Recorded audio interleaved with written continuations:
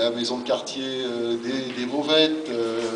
Alors là, quand on rentre dans une énumération comme ça, on est très très mal parti, parce que, bien sûr, on va en oublier. L'IME, la résidence de l'Épinay, la résidence de l'Épinay et l'IME, tous ensemble, les ZAD Anaïs, je vais en oublier, les centres de loisirs de Vernouillet, bien évidemment, le collège Nicolas Robert, et puis aussi un certain nombre d'exposants individuels. Il y en a une trentaine.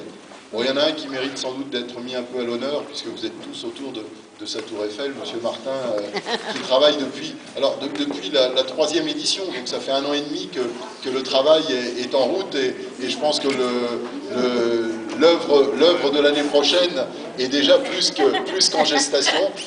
C'est des heures et des heures de travail pour l'illustration. Enfin, regardez tous les détails, ça vaut vraiment le déplacement. Bon, il est la symbolique de ce que font les individuels qui se sont engagés, voilà, dans cette démarche-là.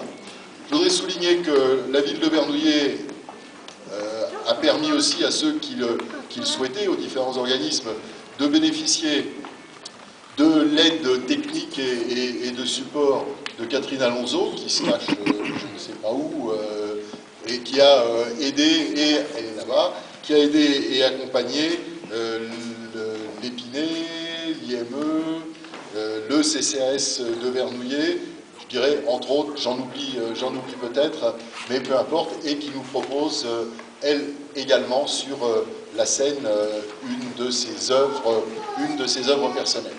Voilà, alors, c'est l'occasion vraiment de beaucoup de découvertes, d'étonnements également. C'est en tout cas le sens d'une très forte mobilisation, d'un enthousiasme autour de cette idée, encore une fois, toute simple, qui permet de mettre vraiment en exergue la langue française, ses richesses, et puis aussi de mettre aussi en exergue toute l'imagination, tout le pouvoir créatif que chacun peut avoir en soi, avec cette idée que, comme le dit Simon Fontana, nous sommes tous des artistes.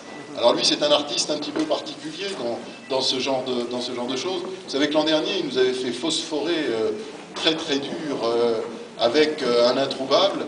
Il a voulu récidiver cette année, mais cette année, Simon, trop facile. Je pense que tout le monde a trouvé, ou presque. L'an prochain, ça sera sans doute un petit peu plus difficile. L'an prochain, allez, on a tous... Moi, je suis venu 5 minutes avant, je suis allé vérifier un truc dans le dictionnaire, il dit c'est bon. Alors, vérifier enfin, je ne vais pas dire d'annerie après, quoi. Enfin, je vais essayer de ne pas en dire. Et pendant sur la partie